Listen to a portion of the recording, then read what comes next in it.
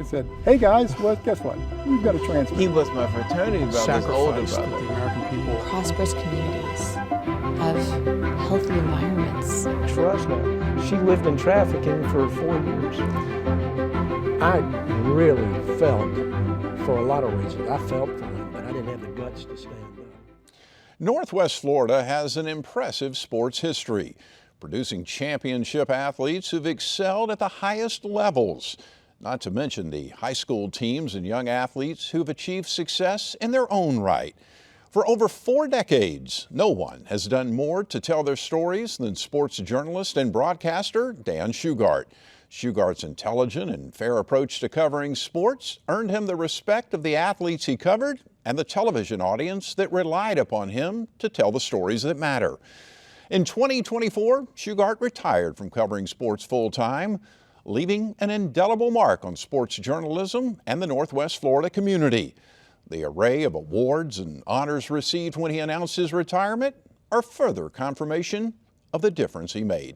We welcome Dan Shugart to Conversations. Thank you, my friend, for joining us. Thank you. Very, very, very generous and kind introduction. Thank you. You are so welcome. Take me back. How did Dan Shugart become a broadcaster? How did it start? Well, it started when I realized I wasn't good enough to play baseball. So that was my freshman year at UCLA. I realized that wasn't going to happen. And I had started, I was already looking at the radio station in college. And so I started dabbled in, I did play-by-play. It was very competitive getting on the air in the radio station in college, but no one could do play-by-play of volleyball. I couldn't either, but I could try it. And so I did. So that I got that entree, and that started it. And it was, I didn't go into TV or radio. I went into sports, and that was the way to stay in it. You came to Pensacola what year? 1980. Okay. Graduated from UCLA in '79. After 6 of the best 4 years of my life. And I worked for the basketball program in 1979-80. Larry Brown was the head coach, and I came home for trying to find a radio job in Southern California. That wasn't working out well. My dad, who had a wonderful way of making it sound like your idea, at Christmas time, he knew I was struggling, and he said, you could come to Pensacola and you could look for a job anywhere in the country, but at least you wouldn't be paying LA rent while you're doing it. And so when the basketball season was over, I came in and started in radio at WBSR, and a year later, just as an unbelievably lucky series of dominoes fell, I was on TV part-time on the weekends. Neat. You were talking about your father, and of course your father was an admiral. Tell me a little bit about him. I know he meant so much to you. Greatest man I ever knew. And we're taping this day after Father's Day, and the last conversation I had with my dad was Father's Day 40 years ago. He died of lung cancer in 1985. Grew up relatively poor in Cheyenne, Wyoming, and was an All-American basketball player at the Naval Academy in 1947. They went to the NCAA tournament that year when they only took about 12 teams, I think. And then Navy pilot, fought in Korea, fought in Vietnam. And became an admiral and was the chief of naval education and training, or was deputy chief when I moved here, and chief of naval education and training. But remarkable man, most humble man I ever knew. I mean, he was an All-American basketball player. I was 13 or 14 when I found out, and it wasn't Dad who told me, it was a friend of his who told me. Wow. Now, I was stupid. There was a Helms Athletic Foundation plaque up on the wall, but Dad never brought it up. I just never noticed because I was too Did you ever think about joining the Navy yourself? A little bit, but I wasn't very disciplined. I mean, I was very undisciplined, actually. I didn't have the grades in high school to go to the academy. I don't know if I could have gotten an appointment. I mean, I was a decent student in high school, but I was not very diligent, so I didn't have the discipline. When you had to make that decision, I wasn't disciplined enough to make that decision. What was the most valuable lesson your dad taught you? Oh, wow. There were a bunch, and it's funny. They're all taught on on the golf course or in lunch after golf. I remember he told me once, and it was after I started doing the sports. I was already on the air. He saw me on the air doing sports at Channel 3 for a couple of years before he died, and I remember us having just a philosophical talk. And he said, if you're good at something, people are going to know it. If you're good and you told them, all they're going to remember is that you told them. Mm-hmm. And I just, why do you feel like you have to tell me that, Dad? But the point was pretty well taken, and Dad was great at a lot of things, but he just had this great command, great respect for people who loved to work for him, and And it was a lesson. It took me a while to learn. I had, kind of a television ego for a while, but Sure. I had that beaten out of me. Not physically, of course, but just. Sure. Yeah. So I'm kind of curious. You grew up in Southern California, some of the greatest sports broadcasters. I immediately think about Vin Scully. Was he like and I know you're a big baseball guy, so Yeah. was he like one of your heroes? Well, I didn't grow up. I'm a Navy kid, so I moved around a lot. I was in Okay. Virginia for a lot, but I was in San Diego for my senior year in high school, and then went up to UCLA. And Vin Scully was yes. I mean, and what I loved about it, he wasn't a homer. He knew who his audience was. He knew he was talking to a Dodger audience, but never we need a run. There was never a we. It was always the Dodgers and the Giants or whatever. So there's a wonderful sense of respect. And if you weren't a Dodger fan, you didn't feel excluded. And he also didn't get in the way of the game. He used to tell the story when he was in New York as an 8-year-old kid listening to Fordham football on the radio.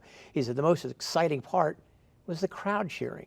And so he gets out of the way and just shuts up, which is, that's a hard skill and probably an unfortunately rare skill, even with some of the top announcers. Yeah. Just shut up and get out of the way. Yeah. And Kirk Gibson hit his home run in the 1988 World Series, Game 1 against the A's, one of the greatest, most historic home runs ever. He gives it the call, and the home run is, she is gone. Yeah. 1 minute and 8 seconds, he doesn't say a word. Yeah. He just lets the crowd cheer, and you're at the game. And I learned that was one thing you learned from him is respect your audience enough to not root perhaps against their interests, and not root. Don't tell them how they should feel about something. And then the other thing was just be humble enough to get out of the way. Of course, most people probably remember you from your television days as a sports director and sports anchor and whatnot, but you've done some play-by-play along the way. And I don't know if you remember this, but I told you this. You're very good at that, and you're particularly good at baseball. And baseball is probably one of the hardest play-by-play sports to do. What's the secret to be a great play-by-play baseball or football guy? Well, they're completely different. And I learned when we started to do the first 3 years of the Blue Wahoos, at the TV station, we did 25 televised broadcasts. And I had done some radio at UCLA. I had done some baseball and radio. And I remember Don Sutton, God love him, who was unbelievably good to me for a long, long, long time, all the years I knew him, decades. But he said, remember that it's an analyst medium, television, baseball and TV, it's an analyst medium. So, you don't have to describe something that people can see. So you just sort of keep the pace going. And so the secret really in baseball, if it's TV, again, you kind of, you're telling stories that are like you're sitting next to somebody at the game. You're both watching the game, but you don't have to tell the guy that he just singled to left. So that's the hard part. Is just sort of, again, just kind of making it conversational, and especially if it's a 6-1 ball game, you better have some stories at that point. Right. So that, again, kind of stay out of the way of, and a lot of times it's just, don't over-describe. You can call line drive, base hit, left field, in comes Garvey, in comes Say, or as Vin Scully would say. Right. But you don't have to overdo it. Then kind of get out of the way. So radio is completely different. You have to paint the picture. Right. And I did that in pro basketball when we had the tornadoes. Right. That was hard. But you've got to paint a picture then. Over the years of all the things you did in sports broadcasting, did you have a favorite? I grew up in play-by-play. That's what I wanted to do. I had to make a decision in the 80s. In the late 80s, I was doing the play-by-play for the Pensacola Tornadoes, the CBA pro basketball team we had here. I did those for 5 years. And I wanted to decide whether, this is really what I wanted to do, and I think I was better at that than the TV. The TV was paying, especially at that point, significantly more. So I kind of had to make a decision. All right, are you gonna roll the dice and go off into play-by-play? And we didn't have all the different ESPNs and all the different opportunities to do it then. I mean, the jobs were hard to get and didn't open up very often. And so I kind of made a financial decision. Do I want to pay the rent, or do I want to chase this dream at age 30 at that time? And so I kind of still dabbled in the play-by-play, and I'm still going to do some play-by-play even in retirement now. But I made that decision then. You mentioned the Pensacola Tornadoes. That was kind of like the first team, professional or semi-professional team here in Pensacola. Talk a little bit how the sports scene has evolved during your career, and we'll start with the Tornadoes and then the Ice Pilots. Yeah. It was funny because I had a conversation with Carol Pollack, who ran the Civic Center back when they were, do we bring hockey in or not? Like 1994, the team came in '96. And the Tornadoes, financially failed. I mean, there's no other way to put it. They had some some bright moments, and there was some great entertainment. A lot of people had a good time, but not enough people went. You know, I think the best year their best average attendance was about 2,700. And once the league expanded, you had a bunch of teams up in you know, the Midwest, and you know, they had to fly everywhere. If it's a trip over 200 miles, they had to fly. So financially, it didn't make sense. It was tough. They had a tough go, and it just, people weren't used to a pro team really, and it just didn't catch. And basketball also had a problem, because if you're going to go see basketball, well, you could come over here and see then PJC, right, or high school or what have you. So I had this conversation with Carol Pollack in '94, and you know, they had the scars of the tornadoes, and what do we do? Do you think hockey will work? And it was the only game in town for, you know, if you want to see hockey, you got to go here. Right, right. And I also thought that it was, you know, the game in person is, you know, especially if people have only dabbled in seeing it on TV, you go to the game, the energy in person is just a different world. Yeah. It's a great live sport, whereas football's a great TV sport. Right, right. And I thought it had a pretty good chance of making it. So you saw the evolution of basketball, where they didn't quite make it. The town grew and also became more receptive to that, and also the sport fit. Plus, you have a Gretzky playing on the first team. You have teams winning, you know, scoring with a second to go into overtime the first couple of years of the Ice Pilots, and then of course they got a following and took off from there. So a lot of good things happened for them. And how important do you think their success was ultimately to the Wahoos? I think it showed what's possible. You know, and again, they're all different things. Basketball, hockey, baseball, you know, there is overlap in audience, but they're completely different appeals. And you know, the base audience is, a lot of times, is different. But it created that possibility. Well, we can do this. You know, for those who were of age in the '80s, where you were, you know, a young adult age, it was really a struggle to. Yeah. I mean, the high schools, you know, you'd go to the high school games, and that was great. But as far as having a city team or a professional franchise, that just wasn't something we were used to. Yeah. And so it was, you know, we didn't know if we could support it. Yeah. And, you know, you couldn't get a ticket to the hockey games for a while, and when they first came in. And it sort of built that momentum. So all of a sudden now it's possible, if you do it right, and if it's a good show, and, and it's done well, that's a possibility. Baseball had a couple of advantages. You had kind of a little dry run with the Pelicans, and this huge advantage, you can't say enough about him, is Quint Studer. Yep. You know, he made sure it was first class in every single aspect. Agreed. It's first class. AA baseball, but there are a lot of elements to it that just feel major league. It's just as far as the way they treat people and the way they make that presentation. So they did all the right things. They may have had the groundwork of what's possible, but they did all the right things along the way. And it's been hugely successful. And it's baseball. Yeah. You talk about high school. You mentioned that. You've covered some awesome high school players and teams over the years. As you think back on that, take us through. I guess the first one that really pops to mind is Emmett Smith, obviously. Yeah. What were those days like? That was the first for me, because when I became the sports director at Channel 3, my first football season after getting that job was Emmett Smith's freshman year at Escambia. It was unbelievable. And again, it's 1983. You hadn't had the pro teams in town yet, so it was high school was really the first and foremost. So, you know, there were fans up on the banks of MacArthur Stadium at Escambia. You couldn't get in. You know, thousands and thousands of people there. Emmett's senior year, they played what is probably the game of the century in high school football in Pensacola, was Escambia at Pensacola High. Winner's going to go to the playoffs, loser's not, because you had to win your district to get into the playoffs. And PHS beat them 17-10, and Escambia didn't get to the playoffs Emmett's senior year. And they had, you know, as at PHS, and they had people lined up 10 deep everywhere. You know, you couldn't get into that game. And so you had this incredible excitement around these teams. You know, you had the Escambia won back-to-back championships, Emmett's sophomore and junior years. Woodham won 2 championships. Tate had won a championship in 1980, and you know, Milton before that, that's before I got here. And Pine Forest won a state and national championship. This is all in about an 8-year span. Yeah. Baker won 3 in a row, and you know, Fort Walton Beach had Fort Walton winning with Danny Werfel in '91, and Choctaw won the year before. So you had all these teams winning. I had a conversation with Derek Brooks when he played for Washington. Yeah. He came along after Emmett, and really tail end of that Pine Forest dynasty of a couple of years. And I used to sort of overlap that. And we're at the Super Bowl after they won the Super Bowl in San Diego, and we're waiting for our live shot after the game in the end zone of the stadium. And I asked Derek, you know, we were just chatting, just waiting for our window to open. And we're talking about that golden age. It really was a golden age. And I said, did you feel like you had to live up to the standard that, you know, those Emmett teams at Escambia and the Woodham teams and Pine Forest teams had set? And he said, no, we felt like we had to exceed it.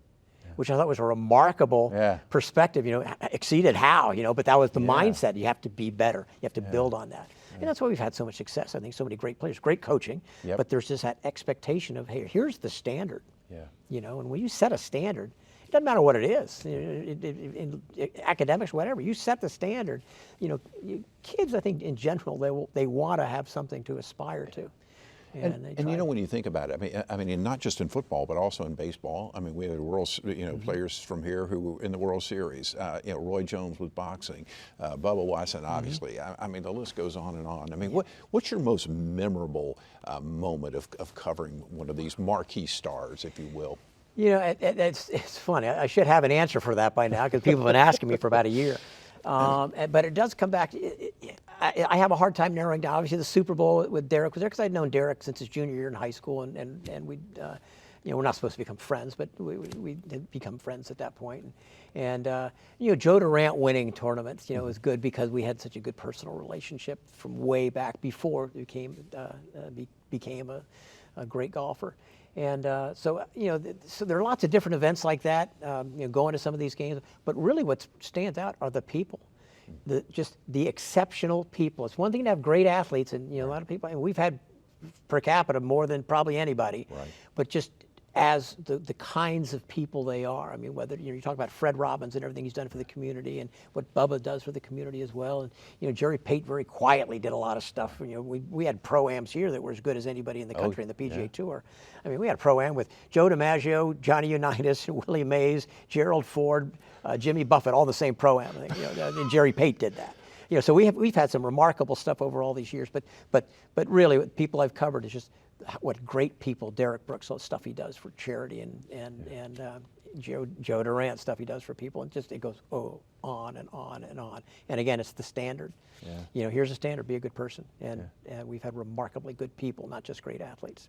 What was your approach, especially on television? What was your approach to covering sports? I always felt like you were fair and we worked together many, many years ago, and I know a lot of people would oftentimes say, oh, well, Shugart, you're a Florida fan, or you're a Florida State fan, and most of them didn't know you were a UCLA guy. Yeah. But how did you balance that? Well, you do your job, and I mean, you know, this era of fake news, which just I grind on that forever. I'm so annoyed at that. It's so wrong. Yeah, there are episodes of it, but by and large, it's, you know, people are really, really professional, take it really, really seriously as far as being as objective as you possibly can. And that's what you do. You know, I not only didn't have a vested interest in rooting for anybody, I had a professional vested interest in not rooting for anybody. You know, the one thing you have is credibility.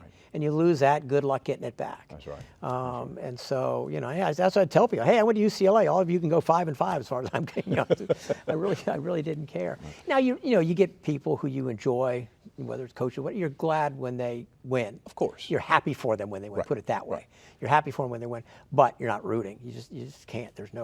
You're too busy trying to do your job. Right. What's your proudest moment coming out of Channel 3? You were instrumental. I mean, you were sports director, establishing a lot of shows, covering high school.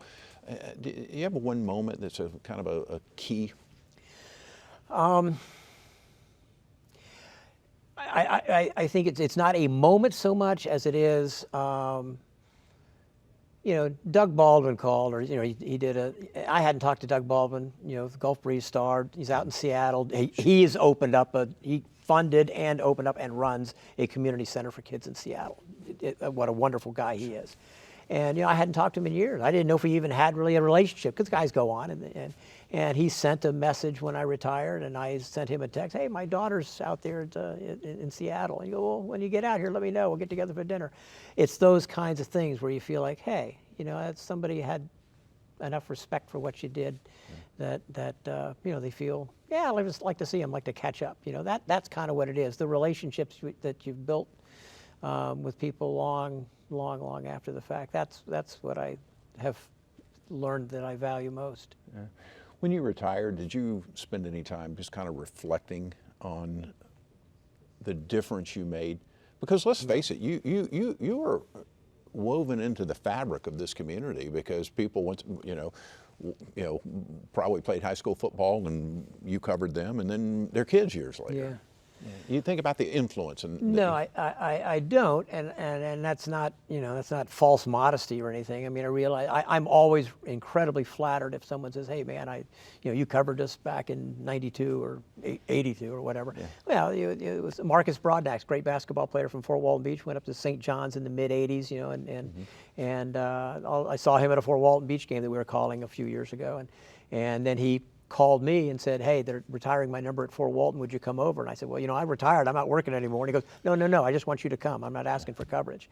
So that kind of thing is just that was kind of neat. That was really neat, actually. Yeah. But I made a deal, and I discovered this. I was going through some papers, moving out of the office and cleaning up the office. I went through some papers, and it was a little answer to a question. What are what are your goals or whatever? And I said, when I took the job, I made two vows. One was to never take for granted the great good fortune I've been given to be able to do what I really want to do for a living. And the other was, don't ruin my dad's good name. Yeah. Those are the two. I mean, I was dead serious. And that's, if I did that, then that's a heck of a way to look back on your life. Yeah. Well, I think you've done a marvelous job. You've certainly represented yourself and the community very well over the years. Tell me what you think about sports coverage in today's world. I mean, the landscape has changed because of technology. What do you make of it? Well, it's hard to make anything. It's because it's still changing. I mean, it's the emphasis of local news. There was a TV station in Houston dropped sports altogether. Mm-hmm. Houston, how do you do that in that town?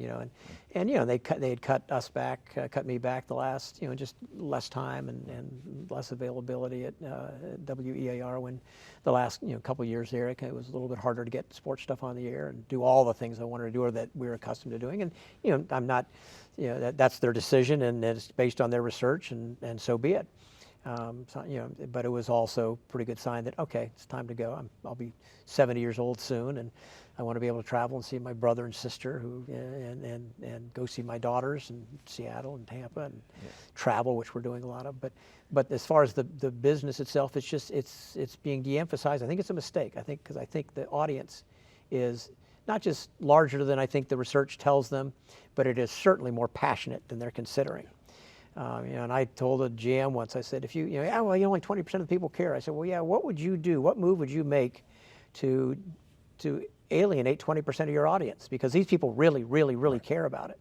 Right. And, this is not the current GM there, but previous one. And he said, well, that's a good question, and we'll find out.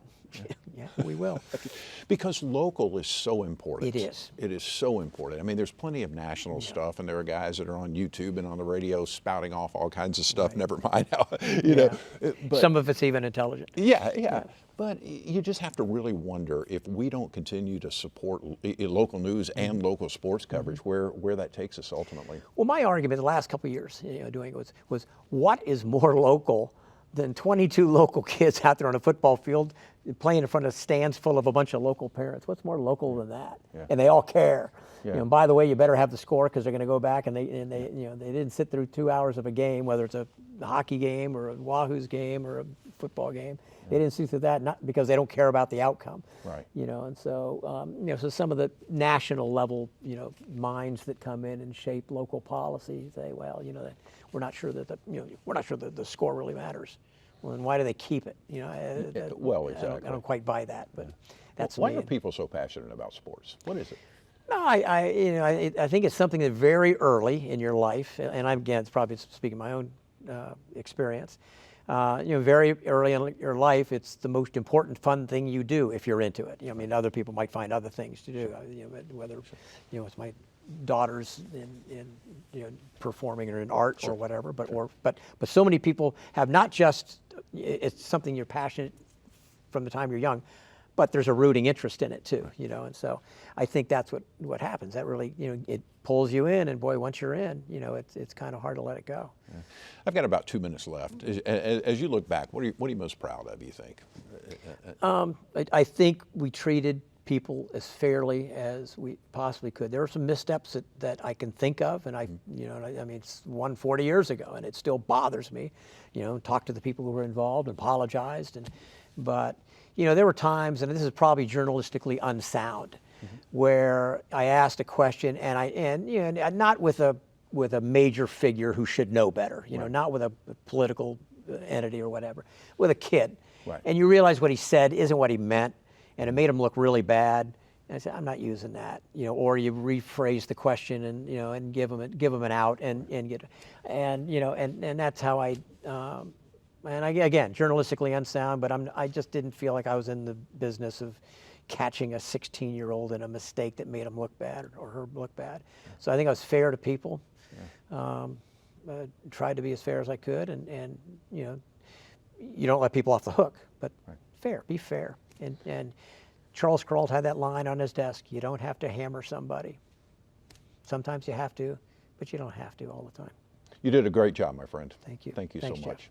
Appreciate it. You bet. Dan Shugart, legendary broadcaster, sports journalist here in Northwest Florida. Thank you so very much for watching. I hope you did enjoy our program today. By the way, you can see more of our conversations online at wsre.org/conversations. We're also on the PBS video app and on YouTube. I hope you take wonderful care of yourself. We'll see you soon. Thank you for watching.